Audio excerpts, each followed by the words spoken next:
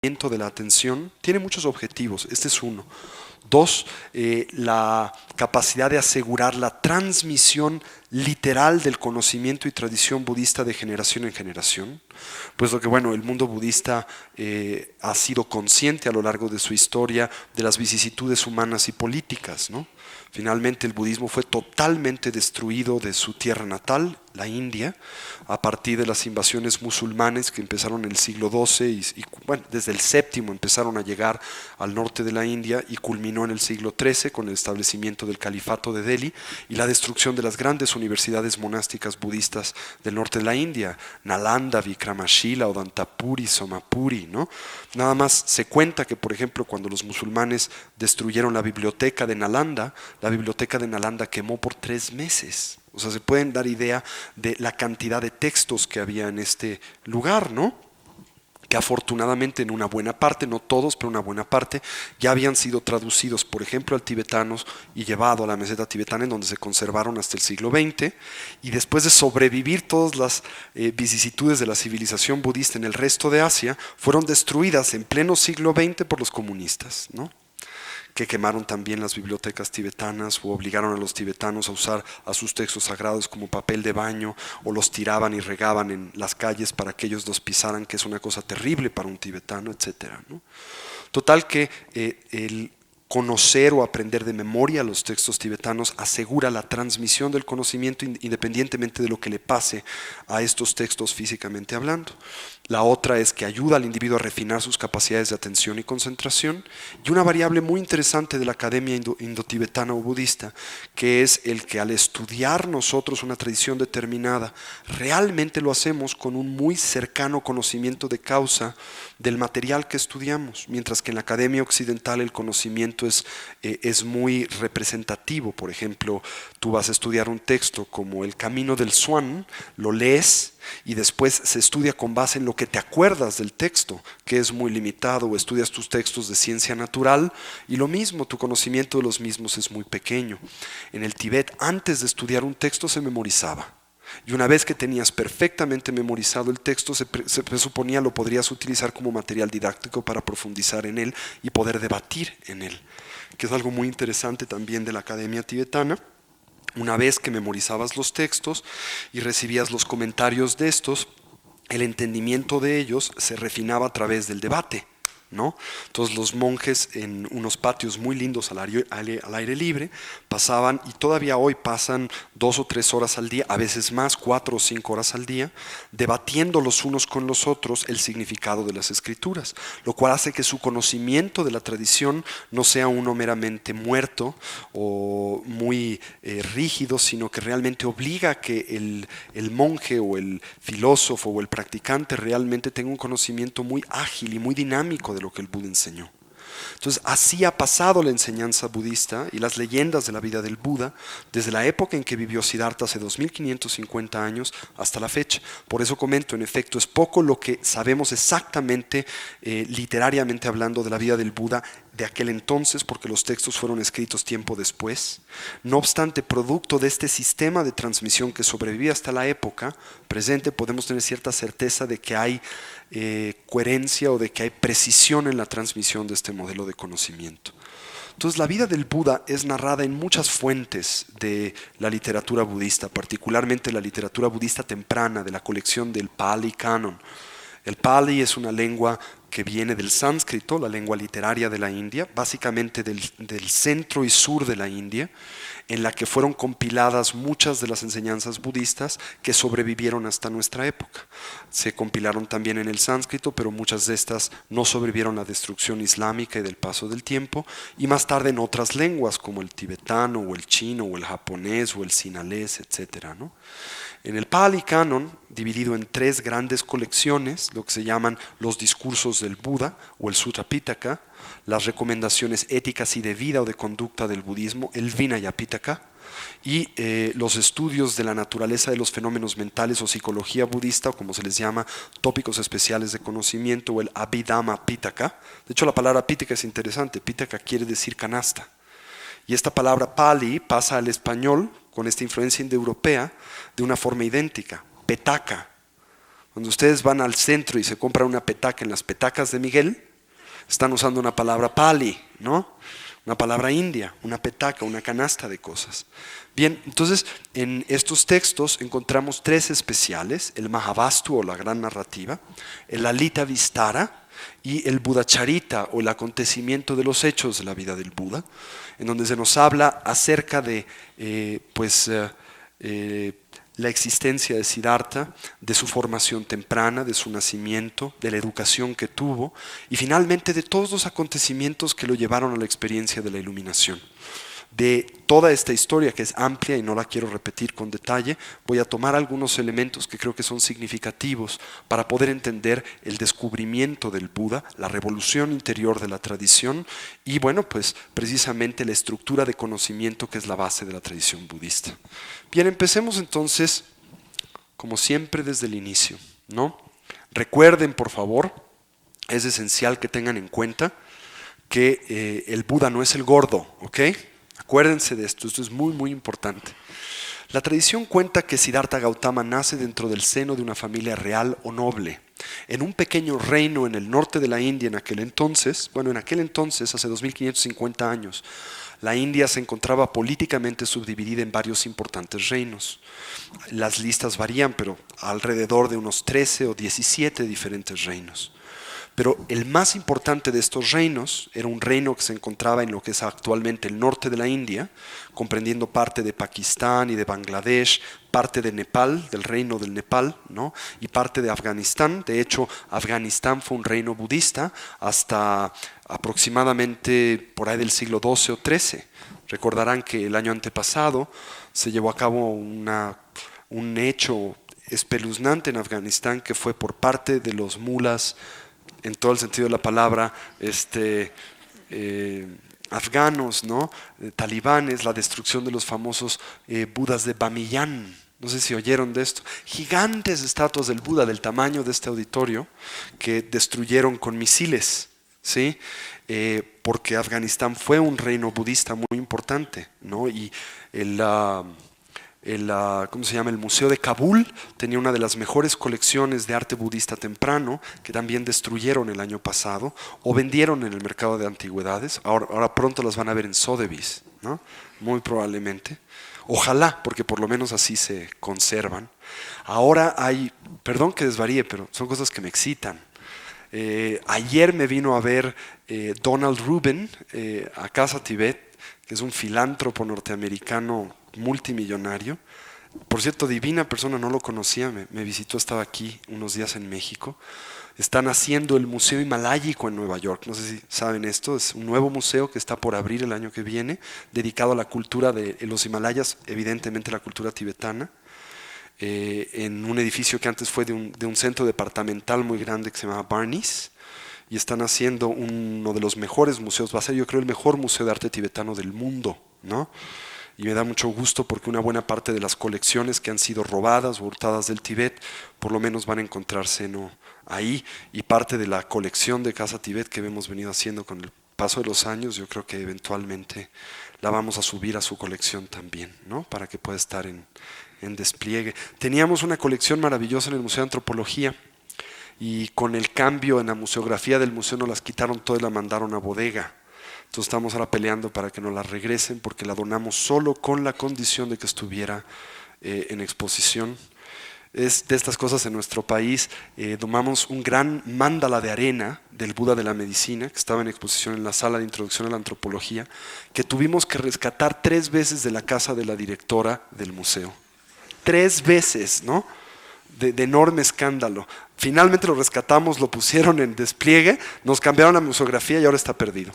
Y no sabemos cómo recuperarlo. Así que si alguien nos puede ayudar, se lo agradeceríamos. Bien, entonces, en estos textos se cuenta que Buda nace dentro del seno de una familia real en un reino en el norte de la India llamado el reino de Magadha, ¿sí? El rey de este reino, un personaje muy importante en aquel entonces y en las escrituras budistas, se llamaba Bimbisara y se convirtió, de hecho, más tarde en discípulo del propio Buda.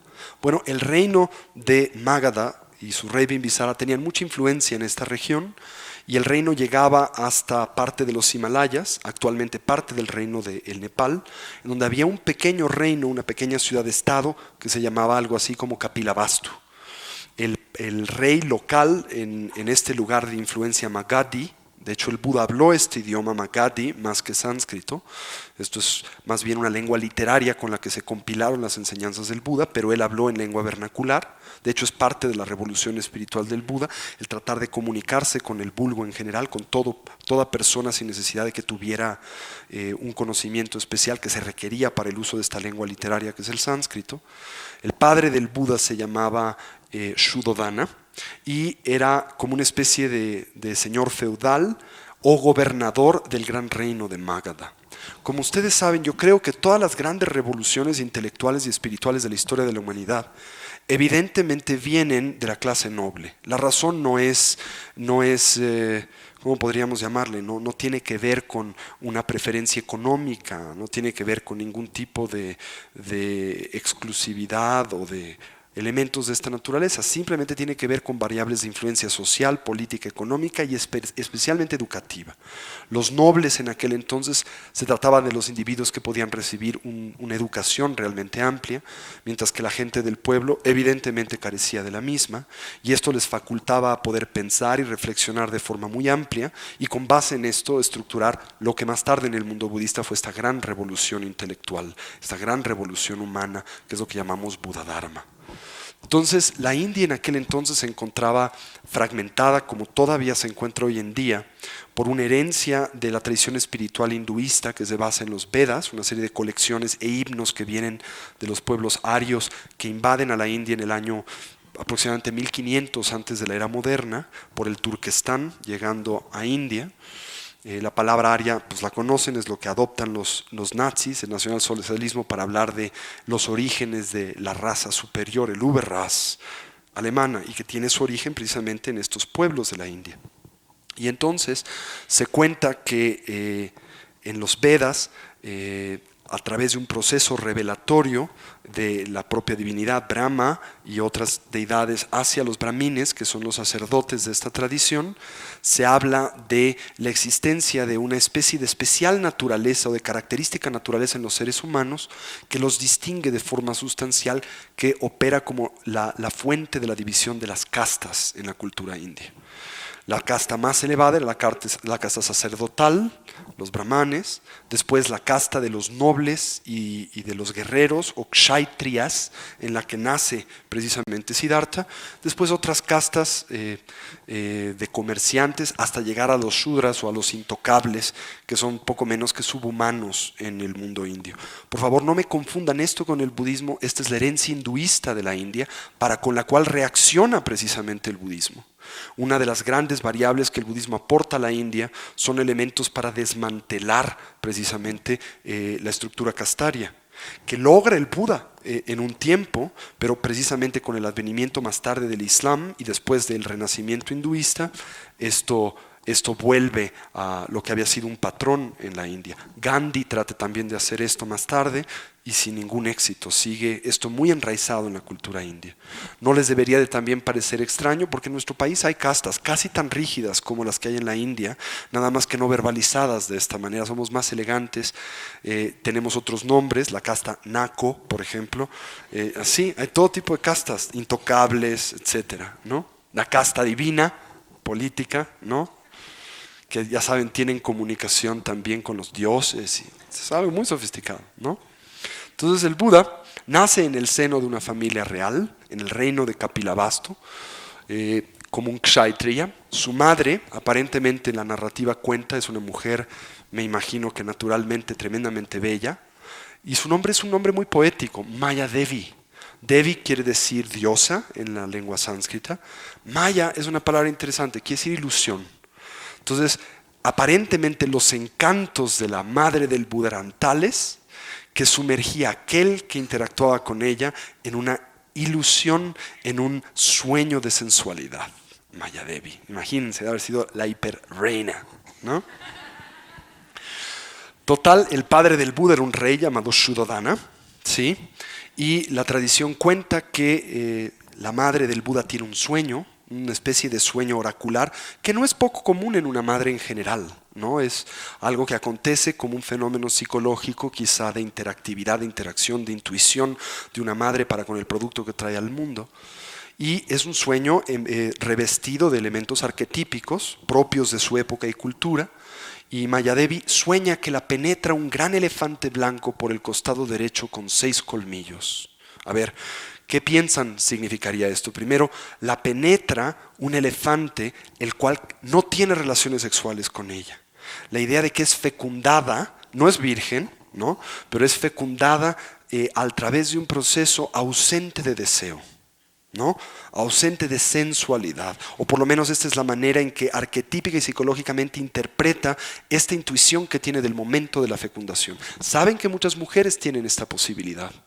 Hay mujeres y hasta hombres que pueden saber el instante en donde la concepción se lleva a cabo, en donde el óvulo y el esperma se fecundan, una especie de intuición paranormal, ¿no? Hay mujeres que saben, este momento, este instante, me embaracé, ¿no? Espero no sé el momento ahorita, pero ¿no? Hay algunas que lo saben.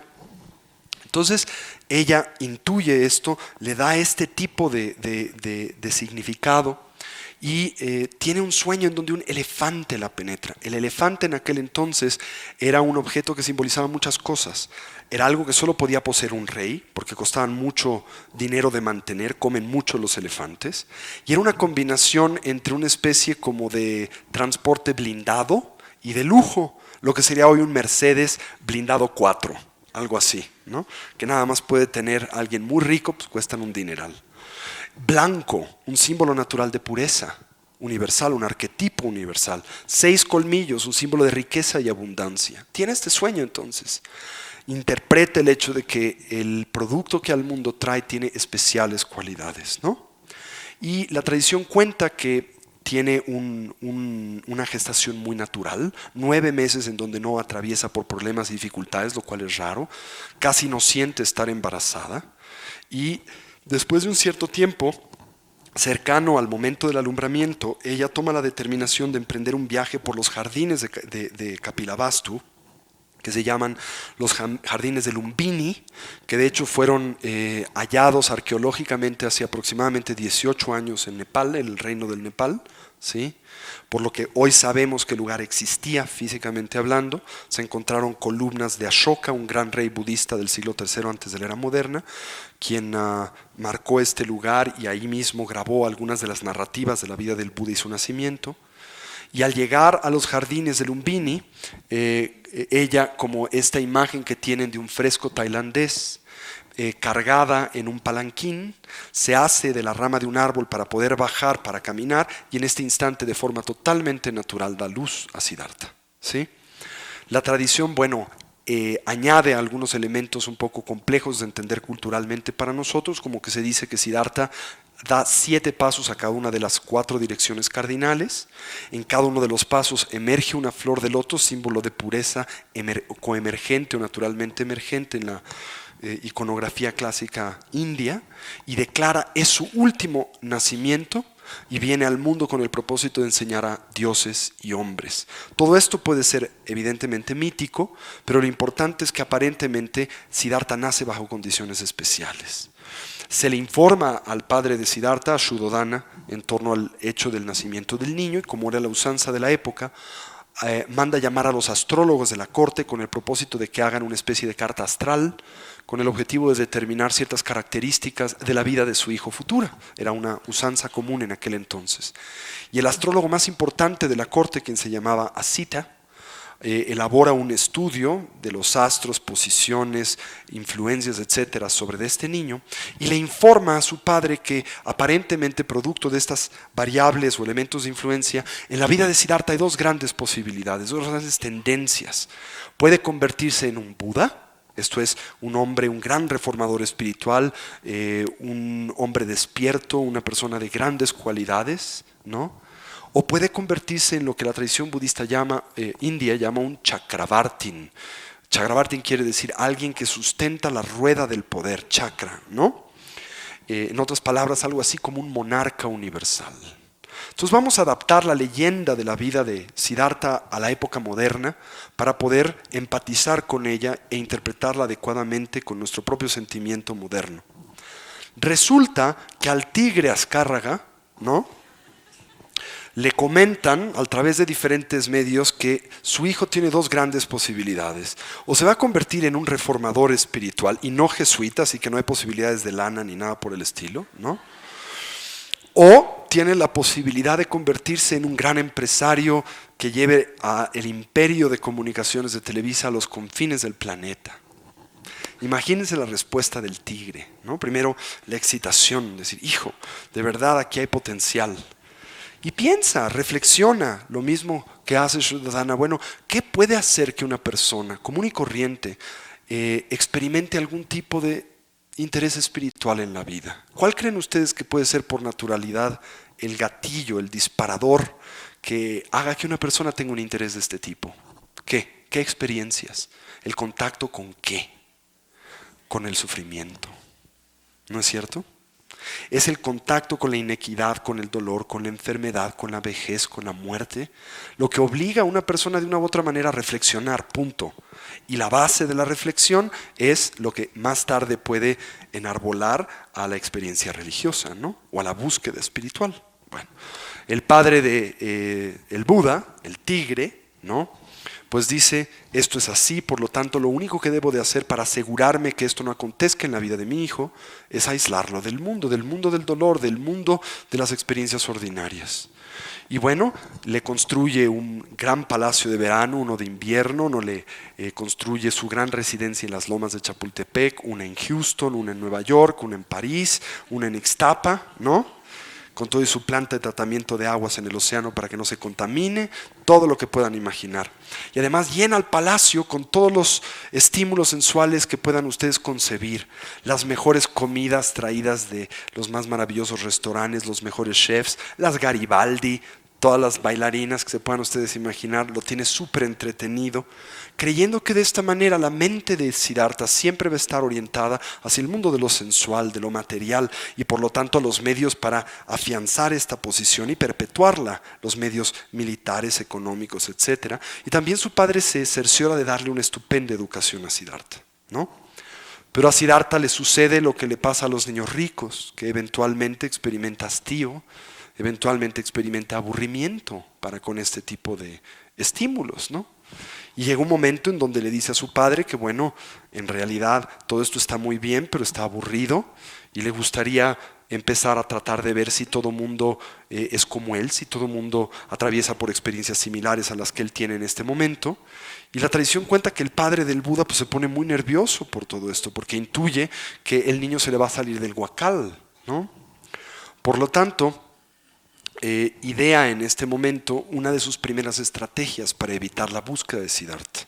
Una estrategia en la que muchos de nosotros hemos caído o la que no hemos sobrevivido, que es desposa a Siddhartha, ¿no? Hace un gran concurso con el objetivo de buscar a la más adecuada consorte de su hijo, encuentra una maravillosa candidata en un reino aledaño a Kapilavastu llamada Yasodhara, ¿no?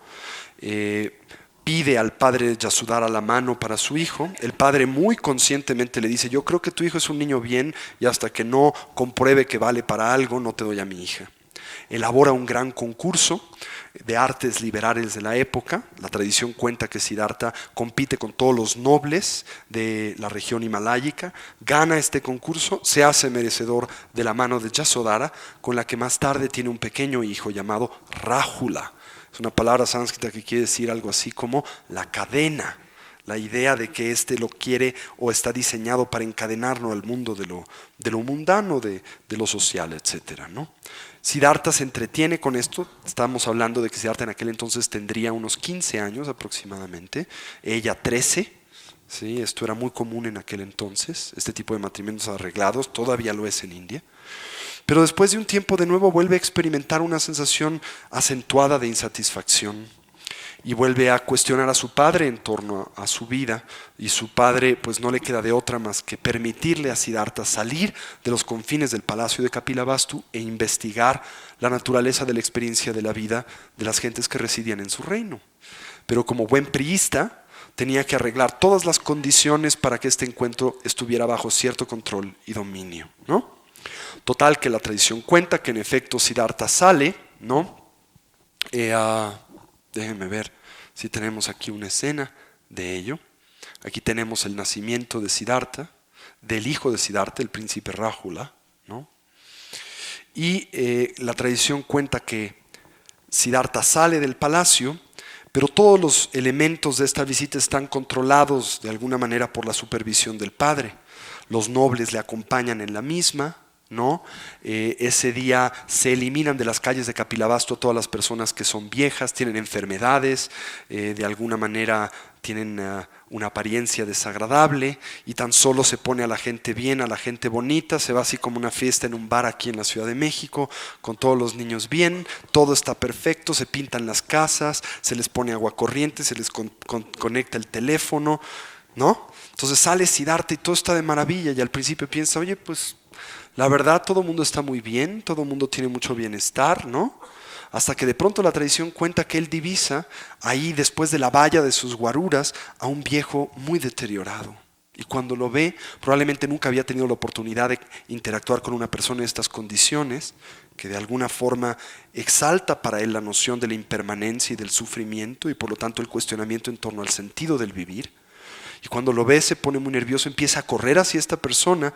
Los guaruras se dan cuenta de lo mismo, suspenden la visita y llevan consigo de vuelta a Siddhartha al palacio y el control y la estabilidad que éste presenta. Obviamente pasa lo que en toda visita presidencial: vuelve Siddhartha al palacio, se cae la cal, desconectan los teléfonos, se apaga el agua y las cosas vuelven a la normalidad, ¿no? Pero Siddhartha tiene una intuición de una forma distinta de descripción del mundo que le ha tocado vivir, a la que su padre le ha presentado. Y esto es el nacimiento de su inquietud espiritual. Vuelve a cuestionar a su padre, le suplica le permita salir del palacio. Emilio le dice: papá, no, es que para mí es importante darme una vuelta por la del valle, ¿no? El tigre le dice: no hay cómo, es muy peligroso, hay mucha violencia, ¿no? O si vas, tienes que ir en tu Mercedes blindado con todos tus guaruras y difícilmente vas a poder ver algo, ¿verdad? Y bueno, pues ya saben que en la descripción que tenemos del mundo, toda esta naturaleza de la insatisfacción, inequidad, sufrimiento humano, pues es mítica. Si hoy en cualquier discurso presidencial vivimos en Suiza, ¿no? Entonces esto no sucede. Lo mismo pasa en la época del Buda. Total, que Siddhartha decide desobedecer a su padre, por la noche salir del palacio y tratar de ir en pos de la realidad del entorno que le ha tocado vivir. Y aquí es donde en realidad empieza la historia del budismo. En una serie de experiencias que acontecen durante esta furtiva visita de Siddhartha, llamadas las 4 visitas o visitaciones de la noche, que trastornan a Siddhartha y le permiten, en él emerge el espíritu de la transformación, que es la base de su búsqueda espiritual. Bien, ¿qué sucede durante esta famosa visita? Esta insatisfacción que tiene de la vida sensual del palacio le lleva a Siddhartha, como ven en este fresco tailandés, a tener el encuentro. Aquí tienen a Siddhartha en su carroza, saliendo con los nobles en esta visita, y después solo se topa con un viejo, que ven acá, se topa con una persona enferma, que ven acá, vestida como un intocable, se topa con un cadáver, que ven acá, y finalmente se topa con un renunciante, ¿sí? Y voy a hablar un poco acerca del simbolismo y la naturaleza de estos encuentros que transforman a la vida de Siddhartha. En la primera noche, entonces, la tradición cuenta que Siddhartha sale furtivamente del palacio, vestido como un hombre común, con su caballo y su escudero, quien se llamaba Chantaka, y de pronto, en el medio de la noche, se topa con un viejo.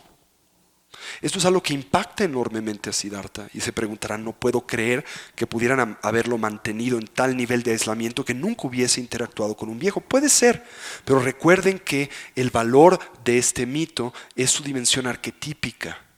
Quizá es cierto que Siddhartha pudo con anterioridad interactuar con un viejo, pero el punto es que nunca pudo procesar o intimar la naturaleza de la vejez.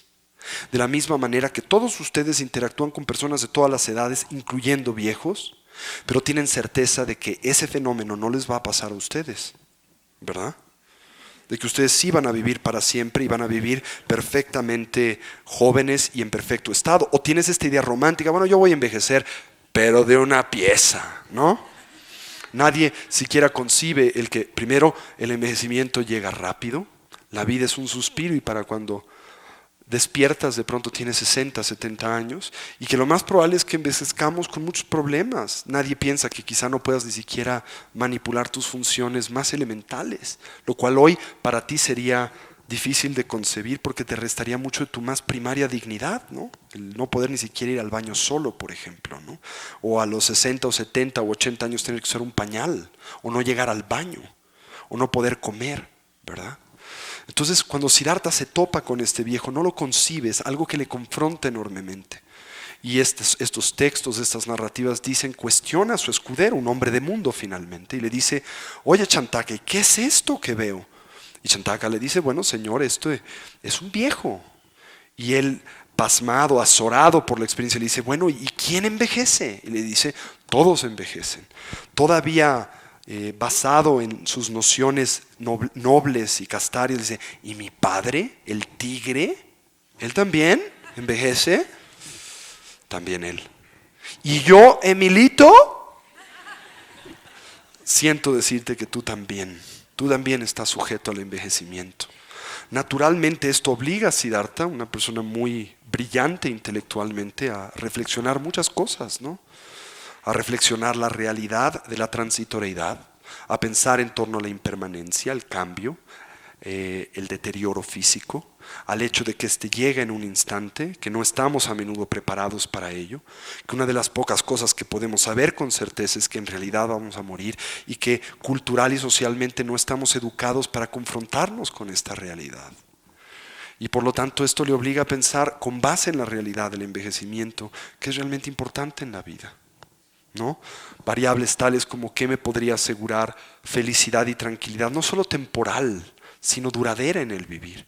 ¿Qué me podría preparar para la confrontación de la realidad del envejecimiento? ¿O cómo podría trabajar mientras atravieso esa etapa con él mismo? Y se da cuenta que el entorno en el que vive no le ha brindado ninguna herramienta para interactuar con esa realidad. Vuelve al palacio muy confrontado, muy agitado por esta realización y toma la determinación de escapar una nueva noche y seguir su investigación de la naturaleza de la vida en Kapilavastu. En esta segunda se topa Siddhartha con un enfermo, probablemente una persona muy deteriorada físicamente como las hay en la India, con una enfermedad muy extrema y muy aparatosa. Y cuando lo ve, de nuevo cuestiona a Chantaka, oye, dime qué es esto. Y le dice, pues es la enfermedad. De nuevo le dice, ¿no? ¿Y quién se enferma? Todos. Mi padre, el rey, va a enfermar porque él dice que nunca, ¿no? Yo, el propio príncipe Siddhartha, voy a enfermar. Sí. Y de nuevo esto obliga a Siddhartha a reflexionar en torno a la impermanencia, la fragilidad, la importancia de lo que es significativo en el vivir y le altera enormemente en relación a la evaluación de su propia vida. Esto a mí me recuerda una experiencia muy particular, ¿no? Primero, si ustedes lo piensan, es cierto que tenemos una noción intelectual en torno a la enfermedad, pero ¿realmente vivimos conscientes del que ésta nos va a sorprender? ¿Tienen ustedes conciencia de que es algo que puede suceder en cualquier momento? Por ejemplo, ¿se levantan con certeza de que este día de salud con el que hoy cuentan puede ser el último? No, ¿verdad? Y en realidad nada lo garantiza. Puede ser que mañana algo aflore en nosotros que nos impida siquiera caminar, ¿verdad? Además, bueno, ¿han oído hablar de alguien que muera de sano? No, ¿verdad? O sea, la enfermedad es tan real que tarde o temprano no solo se manifiesta, sino es el instrumento que determina el fin de la existencia como la conocemos, ¿verdad? Y en especial, bueno, pues todos tarde o temprano vamos a tener que convivir con ella. Y bueno, si son hombres, y tienen su primera gripa de la temporada, es el primer momento en donde tienen certeza que van a morir, ¿no? Ya ven, los hombres somos muy chillones. Bien. Siddhartha tiene esta intuición, de pronto se da cuenta de cuál es su fragilidad. Y hace muchos años, por ahí del 92, llevé a algunos de mis alumnos al primer peregrinaje de los lugares sagrados del budismo en el norte de la India que organizaba. Y nunca se me olvidará una experiencia que fue muy significativa en torno a este evento de la vida del Buda. Estábamos en Nueva Delhi, íbamos a visitar la ciudad de Agra, donde se encuentra el famoso Taj Mahal, una de las maravillas del mundo antiguo. Y para poder llegar a Agra uno tiene que tomar un tren en Nueva Delhi que lo lleva hasta la ciudad de Agra. Y la estación, el andén de trenes de Nueva Delhi es tremendamente confrontativo. Hay gente muerta en las calles, durmiendo en las calles por centenares, los enfermos con las cosas más extremas que puedan imaginar, mendigos. Es muy confrontativo, especialmente para alguien que no tiene contacto con esa realidad, ¿no? Ya México cada día se asemeja más a esto, pero no hemos llegado a esos niveles de miseria. Total que llegamos a la estación, al andén de Nueva Delhi en un camión de estos turistas con aire acondicionado, vidrio polarizado. Todas mis alumnas y mis alumnos salen y lo primero que descubro es una actitud inconsciente que me llama la atención. Al salir, todos salen con la vista hacia el cielo. Nadie quiere ver enfrente. Una actitud inconsciente de evasión del sufrimiento que hay a su alrededor, ¿no? Todos se ponen en una especie de filita india, casi agarrados de la mano, viendo hacia arriba, hasta que llegamos al andén y de forma natural se organizan en un círculo, cada uno de ellos viendo hacia el otro para no tener que ver a su alrededor. Fíjense qué estructura de protección cognitiva, psicológica. Pero sucedió algo muy interesante que suele suceder. Un pequeño niñito de unos 5 añitos se coló adentro del círculo de todas estas personas. Y el niñito tenía elefantiasis, entonces tenía una piernita, un pie, lo tenía de este tamaño. Una cosa verdaderamente impactante de ver. Y me llamó la atención que cuando ellos vieron al niño, o sea, ya no lo pudieron evadir porque se había metido en su círculo de protección psicológica de alguna manera, los tronó psicológicamente, hasta el punto en donde algunos de ellos empezaron a llorar o a gritar. Tuvimos que desesperadamente meterlos al tren para llevárnoslos a otro lugar, del impacto que ocasionó en esas gentes. Muy significativo para mí, ¿no? Me revela la realidad de esta dimensión arquetípica de la vida del Buda, del cómo nosotros de alguna manera tratamos de bloquear la realidad de la enfermedad, vivir bajo la fantasía de que ésta no llegará, ¿verdad?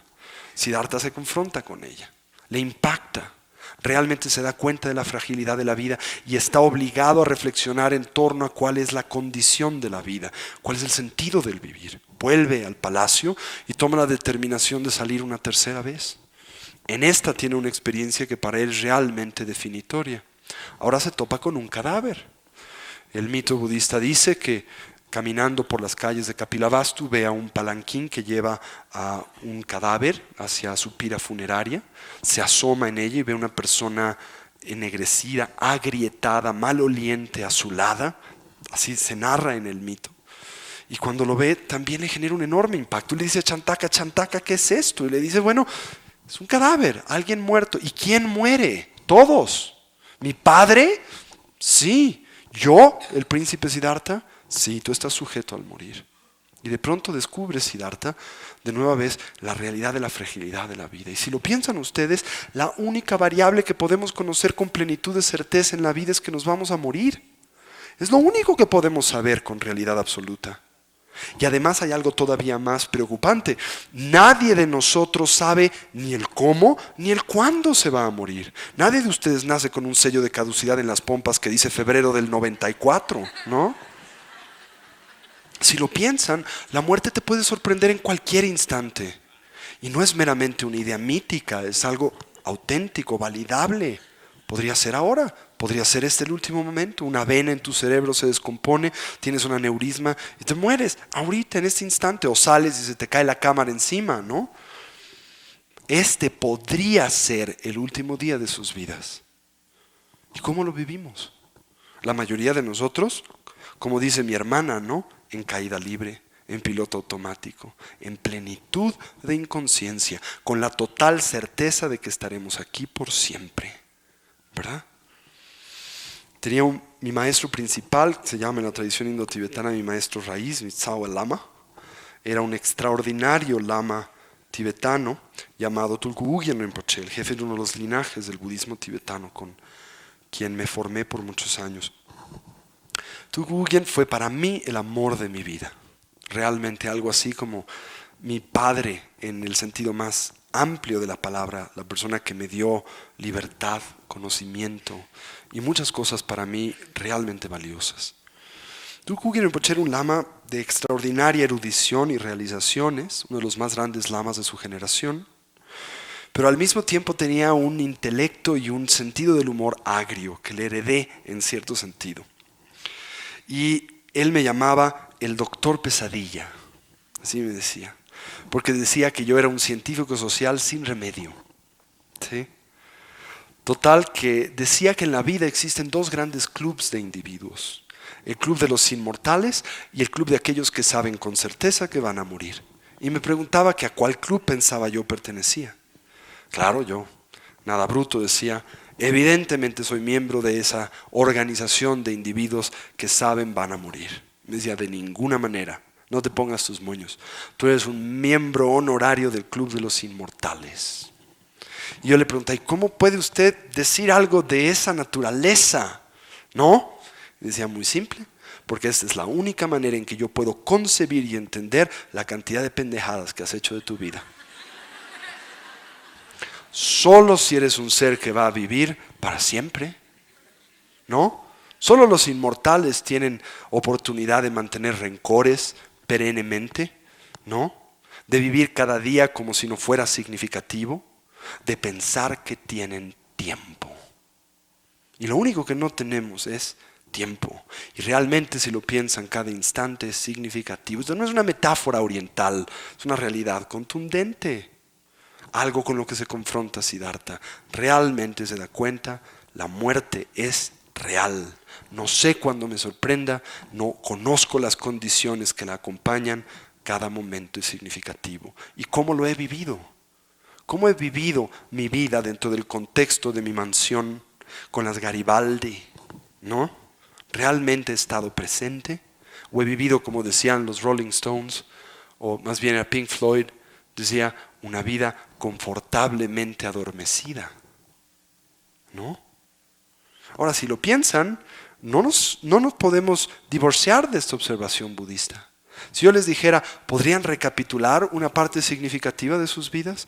¿Cuánto de lo que han hecho físicamente es algo que ustedes pudiesen en este instante reconstruir para sí mismos? ¿Cuántos de sus hechos físicos pueden ustedes recapitular con precisión? ¿Les gusta una semana de sus vidas? ¿Y el resto? ¿A dónde está? Lo hemos olvidado, ¿no? Y si se los pongo más fácil y les digo: ¿y cuánto de lo que ustedes han hablado, dicho y comunicado en sus vidas es algo que pueden recapitular con precisión? ¿Un día de su vida, un día de diálogo podrían reconstruirlo con precisión? Ni eso. Más fácil se los pongo: ¿cuánto han pensado la última hora? ¿Podrían reconstruir su pensamiento en una hora? ¿Dónde hemos estado? ¿Qué ha pasado con nuestras vidas? ¿No? Algo que Siddhartha realmente piensa y dice: voy a morir. ¿Qué es importante en la vida? ¿Qué debiese de ser prioritario? ¿Qué me puede preparar para la muerte? ¿Qué debiese de ser el entrenamiento primario del vivir, no? ¿Qué podría llevarme conmigo durante esa compleja y difícil transición? Porque vivimos como si nos pudiéramos llevar muchas cosas, ¿no? Tu cuenta de banco, tu coche, tu ropa, a los seres queridos, a las novias, novios.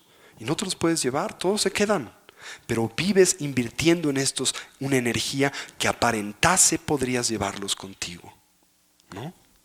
Les das una importancia trascendental cuando solo son como un sueño que se pasa en un instante. En este mundo no poseemos nada, solo lo tenemos en consigna por un rato. Lo más que puedes hacer es asegurarte de que pase en buenas condiciones a su nuevo dueño. Lo más. Pero lo atesoramos como si fuera propio, como si fuera permanente. Es mío, mío, mío, mío, mío, mío, mío. ¿Verdad? Yo creo que es parte de la herencia de nuestro cerebro reptilíneo. Y dentro del cerebro reptilíneo hay una herencia quizá como la de un roedor que agarra las cositas brillantes y las lleva a la madriguera y mío, mío, mío, mío, ¿no? Siddhartha se confronta con esta realidad y vuelve al palacio muy desesperado. De alguna manera yo creo que esta confrontación le obliga a reflexionar si hay otro sentido al vivir. Toma la determinación de salir una noche más y esta cambia su interpretación del mundo. En la India de su época empieza a degenerar o empieza a transformarse la fibra social del mundo védico. Un mundo controlado ideológicamente a través de la autoridad védica, de las castas, controlado a través de un status quo muy rígido, Y de pronto empieza a desquebrajarse desde dentro a través de un movimiento llamado en aquel entonces el movimiento shamanera. Los chamanes son individuos que toman la determinación de renunciar al mundo y al status quo y sus normas, ir al bosque y tratar de, a través de ejercicios espirituales, prácticas místicas que vienen de los comentarios más sofisticados a la literatura védica, llamadas los Upanishads y los Brahmanakas y los Aranyakas y los Brahmanas, etc. Y la práctica del yoga, que en esencia es una herencia de la civilización clásica prearia en India, la civilización dravídica, y empiezan a renunciar a toda esta estructura social en pos de la verdad. Siddhartha, caminando por las calles de Kapilavastu, cuentan, se topa con uno de estos renunciantes que vemos aquí arriba en esta imagen con su parasol o abajo en la figura de un monje budista. Cuando lo ve, nota en él algo que nunca había visto, algo que la mayoría de nosotros, si lo piensan, nunca ha visto: un hombre en paz. En otras palabras, podríamos ponerlo en términos muy contemporáneos, un hombre capaz de manifestar la antigeta. ¿Sí? Es muy complejo, ¿no? Rarísimo. Caminas por las calles de la Ciudad de México y lo único que confías es het, ¿no? Estamos muy insatisfechos y se nos nota, ¿verdad? Entonces veo un hombre en paz, con una extraordinaria elegancia natural, una capacidad de transmitir una sensación de estabilidad. Y es curioso porque la tradición cuenta que al ver a este chamán, no entiende por qué este individuo se encuentra en este estado, ya que es alguien que no tiene nada más que un taparrabo. Es un renunciante en todo el sentido de la palabra. No existe esto en el mundo occidental contemporáneo, pero es una variable importante de la cultura india, el individuo que abandona el status quo, ¿no? Y cuentan que simplemente ve en él la ejecución de una acción que para nosotros sería trivial, pero para él es realmente significativa. La manera en que toma un cuenco para mendicar su alimento. En aquel entonces era común que la población apoyara un ejercicio de esta naturaleza y lo viera como algo muy noble y se cerciorase de apoyar a estos individuos para que consiguiesen sus metas, que eran vistas como algo que evidentemente enriquecería a la sociedad más tarde. Pero la manera en que mueve el brazo simplemente para mendicar es una de tal suprema elegancia y paz que impacta al Buda. Y en especial lo impacta porque yo creo que internamente él se dice: ¿y por qué chingaos este individuo está tan en paz y tan contento si no tiene nada? ¿De qué está contento? ¿No? Yo he vivido en una sociedad, se dice Siddhartha, donde me han dado todos los estímulos y estoy jetón y estoy insatisfecho y no encuentro qué quiero, ¿verdad? Mi padre me acaba de regalar un Mercedes y tengo una mansión y tengo una super gorda y tengo muchos problemas. Simplemente estoy insatisfecho. ¿Por qué esta persona no está así? ¿Verdad? Pero creo que más importante aún, Siddhartha descubre algo que para él es trascendental, como debiese de ser para nosotros en el inicio de esta aventura que compartimos el fin de semana. Y es: existe la posibilidad de la felicidad. Es posible ser feliz.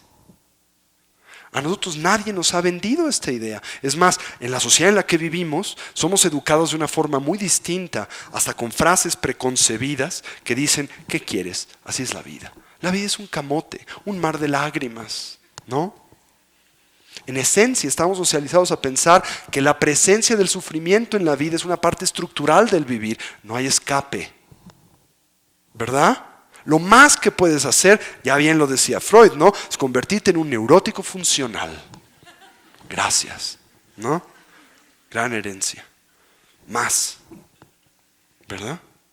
Y él ve en alguien libre. Y libre en especial de sus propias babas. Más importante aún, ¿no? Esto le da esperanza a Siddhartha, pero más que esperanza, le da una nueva visión de la vida, un nuevo derrotero a seguir, a buscar, ¿no?, a investigar. La tradición cuenta que vuelve al palacio, su padre se entera de lo que Siddhartha ha venido haciendo, todas sus expectativas de heredero empiezan a entrar en duda y confronta a Siddhartha y dice: Siddhi, ¿no? ¿Qué has hecho? ¿No? Y le dice: ¿sabes qué? Estoy muy preocupado, no puedes volver a salir. Dice: padre, Algo importante ha sucedido en mí, algo determinante, requiero de algo diferente en mi vida, ¿no? Y dice, Siddhartha, si tú permaneces en el palacio, te prometo daré a ti todo lo que necesites. Ahí la mayoría de nosotros, pelas. En esta oferta se acabaron nuestras aspiraciones espirituales, ¿no? Oye, papá, fíjate que fui a este seminario de budismo y tengo una gran motivación. ¿Quieres un Chevy? Pelas, ¿no? Total. Siddhartha le dice a su padre algo muy interesante. Le dice, estoy dispuesto a permanecer en palacio, pero tan solo si eres capaz de proveerme de 4 cosas. ¿Qué? Si eres capaz de prometerme, ¿sí?, nunca enfermar, nunca envejecer, no atravesar por el proceso de la muerte y ser siempre feliz. La narrativa es muy conmovedora. Cuentan que de la mejilla de Shuddhana se derrama una lágrima y el gran rey tiene que decirle a su hijo, todo menos eso. Es lo único que no puedo darte. Y Siddhartha dice, agradezco todo lo que me has dado, pero tengo que ir en pos de lo que veo como posible, de mi auténtica herencia como ser humano. Se dirige hacia su esposa, Yasodhara, y a su pequeño Rájula, y por la noche, como la narrativa sí cuenta también, se acerca a ellos, ¿no? Y viéndolos dormir, les susurra, como este fresco tailandés aquí presenta, el que tiene que abandonar la vida palaciega e ir en pos de la verdad. Ustedes dirán, ay, este es un desgraciado, va a abandonar todas sus responsabilidades. Ojo. Primero que nada, tengan en cuenta, Siddhartha es casado a la fuerza, no realmente en un acto de libertad y madurez. 2, ¿no? Deja a su mujer e hijo dentro de un contexto en donde reciben todo el apoyo y protección que necesitan. No los abandona en la nada, ¿no? Y lo hace con una promesa trascendental, que es, cuando encuentre lo que busca, volveré. ¿Por qué? Porque en este momento tengo muy poco que aportarles y lo único que puedo aportarles a ustedes es la inercia de los patrones neuróticos de mi vivir, a lo que llamamos todos educación. ¿No? Dice, ¿qué puedo aportarles? Más que mi insatisfacción, más que los valores con los que hemos vivido que nos encadenan a una vida de incontrolables recurrentes dificultades, problemas e insatisfacción, tiene que haber algo más. Y esto tiene que darle un sentido de trascendencia al vivir. Tengo que ir en pos de ello y volveré. Y de hecho, años después de su iluminación, Siddhartha vuelve a la ciudad de Kapilavastu. Curiosamente, algunos de sus primeros discípulos son su madre adoptiva, porque la Mayadevi muere 7 días después de dar a luz a Siddhartha. Su hermana, llamada Pashupati, se hace cargo de Siddhartha y se desposa con el rey Shuddhana, como también era la usanza de la época.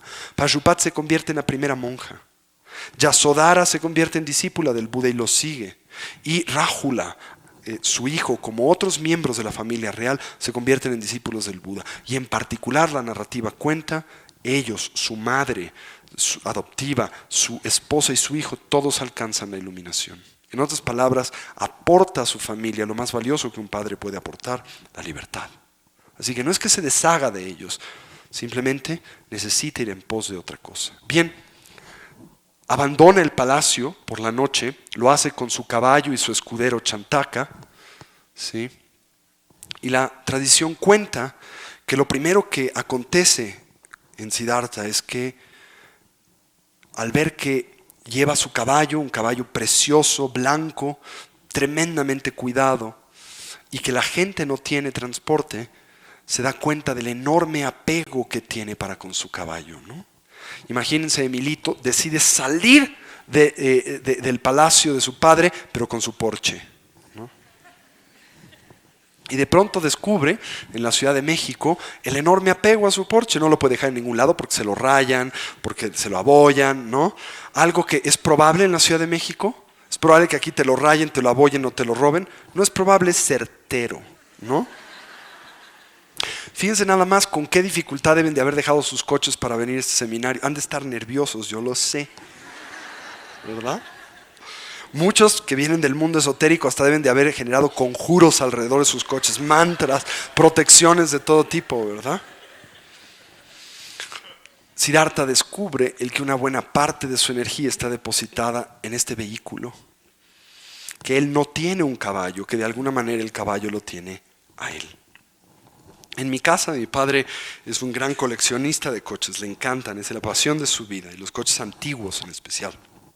Entonces, en mi hogar yo viví algo muy interesante en mi vida, que era mi madre prefería volver a casa diciendo que había sido múltiplemente violada a decir que le habían rayado el coche, ¿no? Ese es nivel de apego, ¿no? Impresionante. Y esto produce dolor, porque la resistencia a este tipo de circunstancias, la sobreestimación que generamos en este tipo de elementos, nos produce ansiedad y tensión. Y Siddhartha toma una determinación: abandonar su caballo. No porque piense que el caballo per se es malo o tenerlo es malo. El budismo no es una tradición que promueve la pobreza como un valor en sí mismo, porque también hay pobres jodidos e insatisfechos, ¿no? Puedes tener apego a el deseo de tener o a la idea de no tener. Es igual, la condición psicológica es similar. Lo que dice es que el apego que tiene es el problema, y por lo tanto él abandona el caballo como un inicio de su búsqueda. En una segunda fase cuentan que Siddhartha se topa con un cazador, lo ve ataviado con retacería de pieles que hacen de un vestido, ¿no? Y Siddhartha viene ataviado con una increíble ropa de sedas brocadas, de venares preciosas, ¿no? Y de nuevo ve que tiene un enorme apego a cómo se ve. Simplemente contemplen ustedes la cantidad de energía y dinero que está en nuestro closet, ¿verdad? Yo recuerdo cuando estaba en casa y nosotros hacíamos en casa una especie de limpieza cada X cantidad de tiempo, y yo ayudaba a mi hermana a limpiar su closet y era una lucha a ver de qué nos deshacíamos, ¿no? Y me acuerdo que una de las cosas que ella siempre decía: no, este no, porque volverá a estar de moda algún día, ¿no? Y guardamos N cantidad de cosas. Y bien dice la cultura popular que como te ven, te tratan. Fíjense qué cultura, en donde a la persona se le evalúa con base en cómo se ve. Fíjense qué cosa más terrible. Cuando tengo que dar un seminario como esto, me tengo que poner más o menos presentable. Porque si no lo hago, simplemente no podría tener con ustedes credibilidad alguna. No podrían sobrepasar lo que traigo puesto.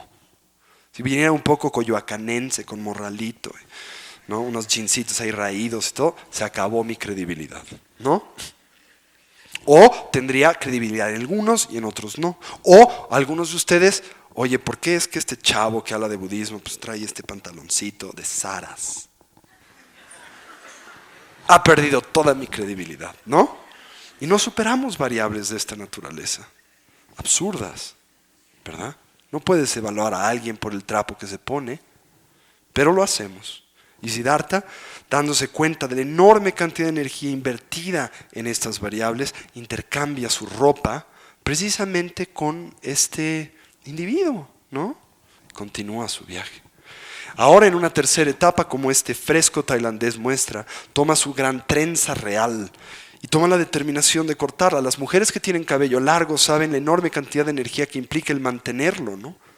Simplemente, cognitivamente hablando, la mujer con estos cabellos largos tiene que invertir enormes cantidades de atención al cabello, de energía y hasta de cálculos matemáticos elaborados para ver cómo mueve la cabeza para la proyección del cabello, ¿no? ¿A poco no? Si ustedes pudieran medir la energía en bioplasma de Luis Miguel, sabrían que el 80% de su energía no va ni en lo que canta ni en cómo se mueve, sino en la proyección de su cabello, ¿no? Tenían una capacidad de medirlo. Somos el cabello que tenemos. Y el otro día, hace poquito, hace como un par de meses, de pronto descubrí trágicamente que se me está cayendo el pelo. Y descubrí que empiezo a tener un área nebulosa en la coronilla de la cabeza, ¿no? Y fue un shock para mí, realmente. Quizá creí que esto nunca me sucedería a mí. Le pasa a otros, pero no a mí. Y además hay evidencia para comprobar por qué a mí. O sea, hay mucho pelo, ¿no? Total, viendo esto, experimentas ansiedad, la idea de perder lo que te es grato, etcétera, ¿verdad?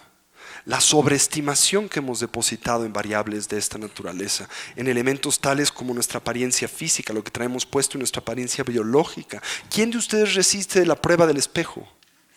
¿Quién de ustedes resiste el pasar por un espejo y hacer microajustes?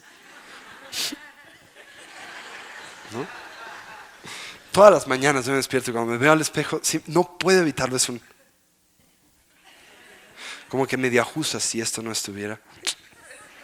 ¿No? ¿Verdad? Somos nuestro cuerpo, no lo podemos superar. Enormes cantidades de energía invertidas en eso. Hace muchos años, recuerdo, estábamos en Tibet y llevaba conmigo un alumno, una amiga mía, bellísima, realmente espectacularmente bonita, subjetivamente, pero muy guapa, ¿no? Y estábamos en el Tibet central y teníamos que hacer una visita a un lugar que se llama Chunje, el Valle de los Reyes, donde están los túmulos imperiales de la dinastía antigua de Tibet, Yarlung. Y en aquel entonces no había infraestructura turística en el Tibet, hace 10 años, un poco más. Entonces estábamos en un pequeño hostal del que teníamos que salir muy temprano para poder hacer el recorrido a Chunje. Teníamos días que no había habido agua caliente, que no nos podíamos bañar y teníamos que levantarnos muy temprano y pues se nos pegaron las sábanas, eran como las 3 de la mañana, teníamos que estar listos a las 4 para salir. Y bueno, ahí nos tienen despertándonos con toda la ansiedad del mundo, corriendo a todos los cuartos para despertar a todo el mundo y darnos cita en el medio de un pequeño foyer o de un lobby del que nos íbamos a salir. Fueron llegando poco a poco todo el mundo y parecía una convención de los monstruos del bar de Star Wars, ¿no? Con todo tipo de cosas. Estábamos espeluznantes.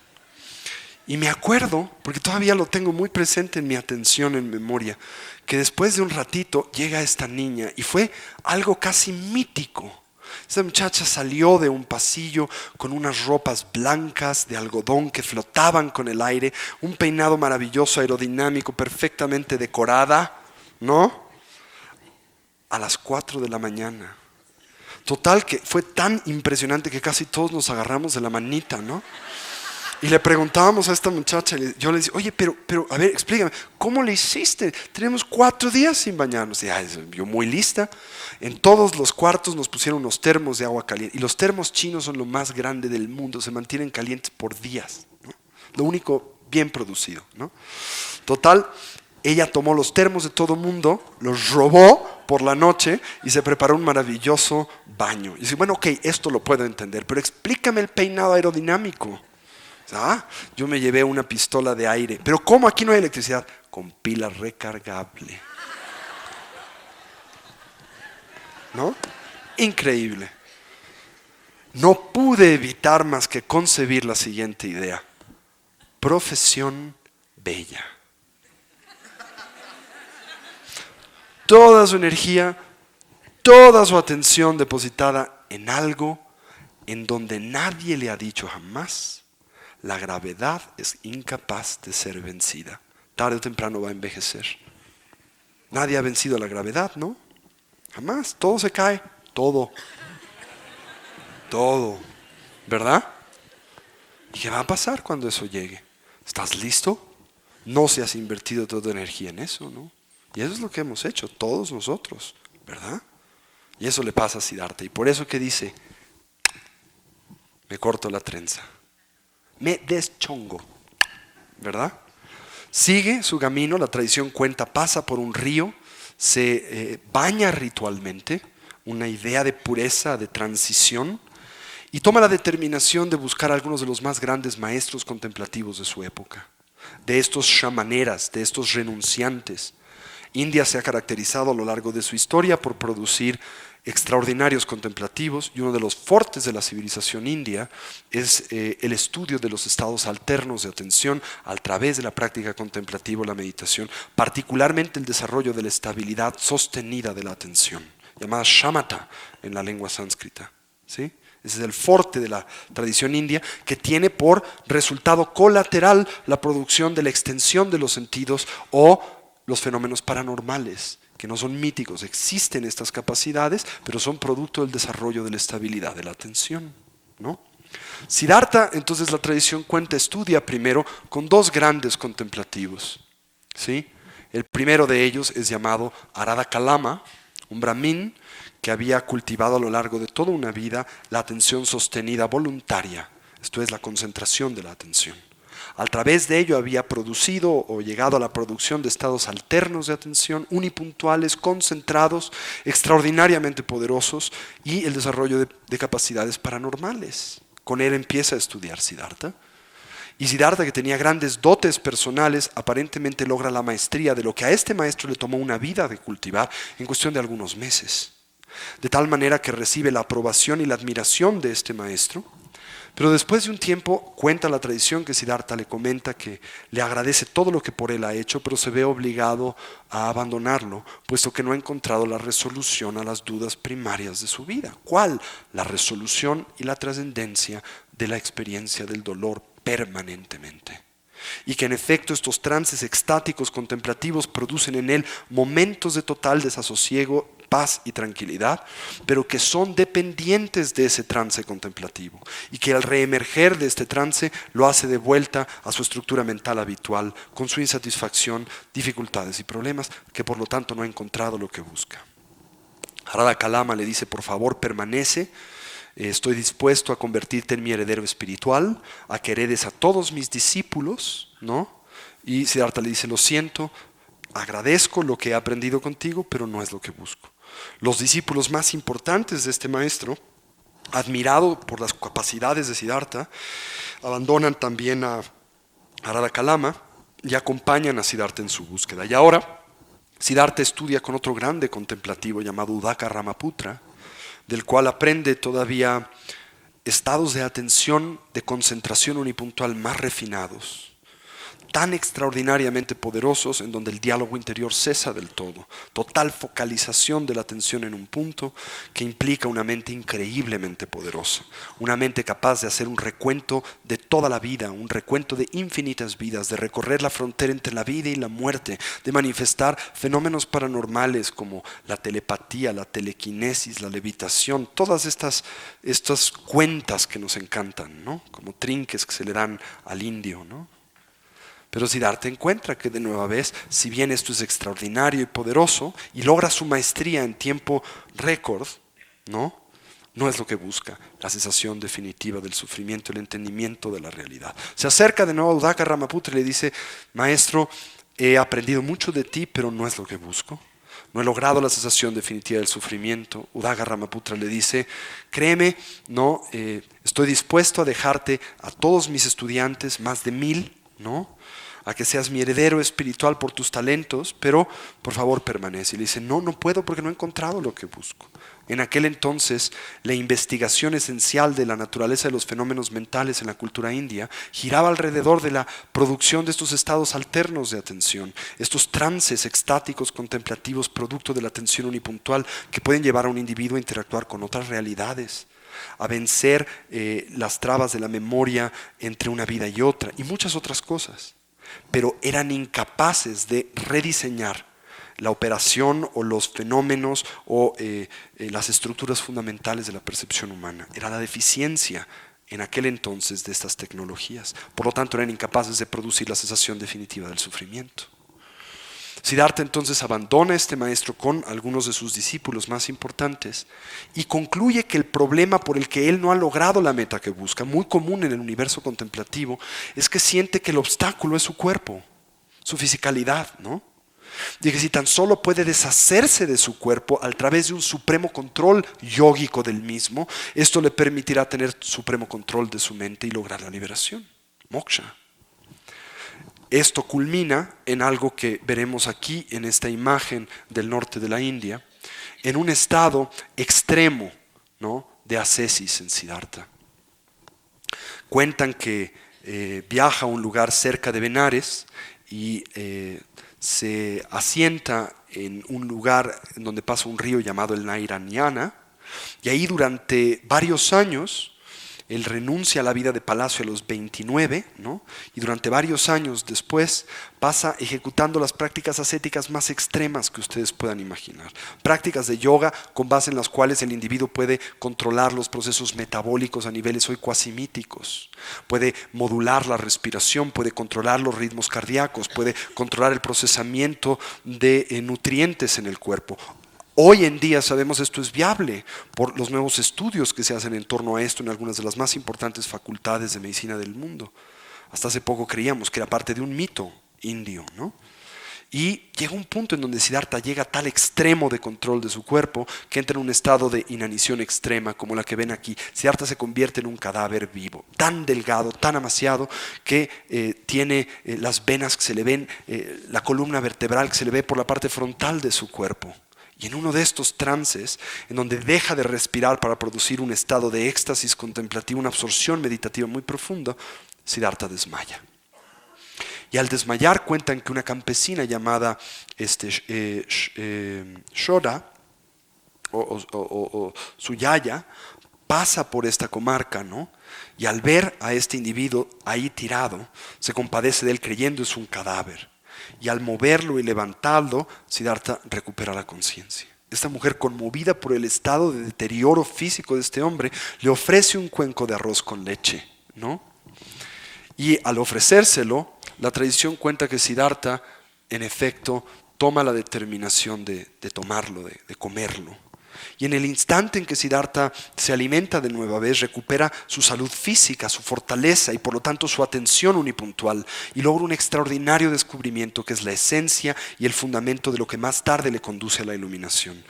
Descubre lo que se llama el sendero del camino medio. Descubre que ni el extremo de la estimulación sensual produce felicidad duradera, ni el extremo de la mortificación o la ausencia sensorial produce la felicidad duradera. Y dirán, ay Siddhartha, qué bruto, yo ya descubrí eso hace mucho tiempo. Ojo, nadie de nosotros ha descubierto eso porque seguimos creyendo que el mundo sensual nos puede dar felicidad. Y sigues invirtiendo en una nueva pareja, en una nueva casa, en un nuevo coche, creyendo que si solo los tienes vas a ser feliz y además lo harás duraderamente, ¿o no? Nadie se casa diciendo, vas a ser feliz por un rato, chata, punto. ¿No? Si ustedes leen la famosa epístola de Melchor Ocampo, que es una mentada de madre cognitiva, ¿no? Una de las primeras cosas que se dicen es, que vas a ser feliz para siempre, y no solamente lo vas a hacer en frente de testigos y fírmenle, ¿no? ¿Cierto? ¿Y qué me dicen de la otra? La ausencia de estímulos sensoriales, de eso nadie de nosotros conocemos. Nada más véanse. Aquí nadie tiene esta facultad, ¿verdad? Siddhartha explora estas avenidas, de verdad, y descubre que ningún